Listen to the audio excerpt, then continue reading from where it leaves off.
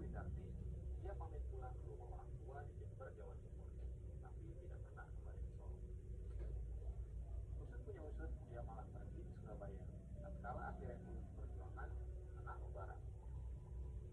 Jalur terlibat dalam perebutan senjata Jepang di Surabaya, Bangil, dan Jember. Giotto was involved in seizing Japanese weapons in Surabaya, Bangil, and Jember. Sepucuk berita kemudian mengumpul. Nyoto menjadi anggota Komite Nasional Indonesia Pusat atau KNIP di Yogyakarta, mewakili PKI Banyuwangi. The news spread that Giotto became a member Indonesian National Committee KNIP in Yogyakarta, representing PKI of Banyuwangi.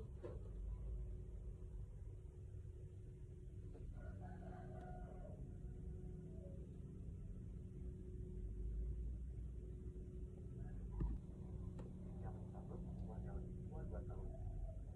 Saya dengar sendiri saat itu ia masih di bawah umur, kata almarhum Yusuf Isam, sahabat Nyoto. He was 16 years old, but he claimed to be 2 years older. I heard it by myself. He's still underage, said Yusuf Ishak, who best friend of Giotto. Di Yogyakarta, Nyoto tinggal di Hotel Merdeka, kawasan Malioboro bersama sejumlah istri. In Yogyakarta, Giotto stayed at Hotel Merdeka area Malioboro with several ministers. Kantor Komite Nasional letaknya tak jauh dari situ. Kabinet Syahrir baru saja dipindahkan dari Jakarta ke Yogyakarta. The KNIP office was not far from there. The Cabinet Syahrir just moved from Jakarta to Yogyakarta. Dari Solo, Windarti sempat menulisnya di atas. Nyoto kerap mengajaknya makan siang. Di kota ini, 1 tahun kemudian, Nyoto bertemu Aidit dan Muhammad Hatta Lukman.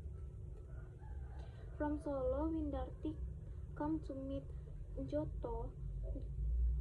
Giotto often took her out for lunch. A year later, Giotto meet Aidit and Muhammad Hatta Lukman and become Muhammad Hatta Lukman. Sejak itu, Aidit, Nyoto, dan Lukman menjadi akrab. Saat KNIP sedang menolak pada tahun 1947, Aidit terpilih menjadi ketua fraksi PKI, sedangkan Nyoto memimpin badan pekerja KNIP.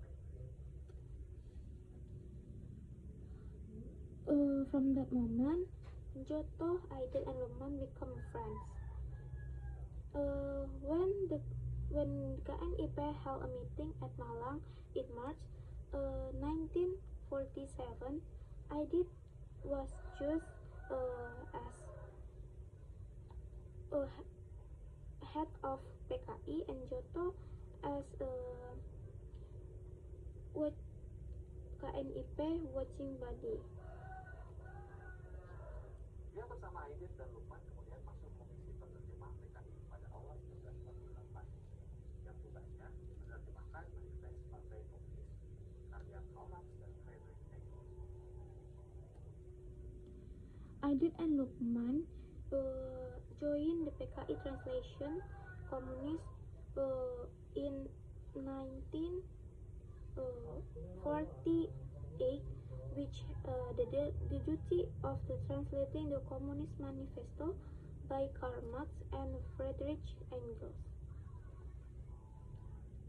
Pada Agustus 1948, tiga kerangka ini sama-sama jadi anggota Komite Sentral PKI. Aidit di bidang agraria, Lukman di sekretariat agitasi dan propaganda, dan Nyoto menjalin relasi dengan badan-badan perwakilan. In August 1948, the trio became a member of PKI Central. Aidit handled agrarian, Lukman handled agitation and propaganda, and Joto relation with representing bodies. Pada 19 September 1948, pecahlah geger Madiun. PKI Lindung bercerai-berai. Aidit atau Lukman bagikan The Three Musketeers. On 19 September 1948, the Madiun broke out and PKI collapsed. Aidit, Joto, and Lukman were like the Three Musketeers. Mereka muncul menjadi tulang partai. Ketiganya menghidupkan partai dan bisa membuat partai lebih besar. They become bond of party and making it grow stronger. Mereka kemudian dikenal sebagai Trisula PKI. Jakarta They become known as Trisula of PKI. aktif Aidit Lukman Joto menyantap asam garam pergerakan. Mereka menggodok orientasi partai. In Jakarta, the trio experienced the ups and downs of political movement. They once on shaping party orientation. Hidupnya banyak kader dalam peristiwa Madiun membuat mereka mendidih. Jika selangkah itu yang kemudian memperluas jaringan mereka di Jakarta. During the Madiun incident, make them more independent. The trio, the trio secretly expand PKI network in Jakarta by farming underground. Modern seksi komite tingkat kecamatan.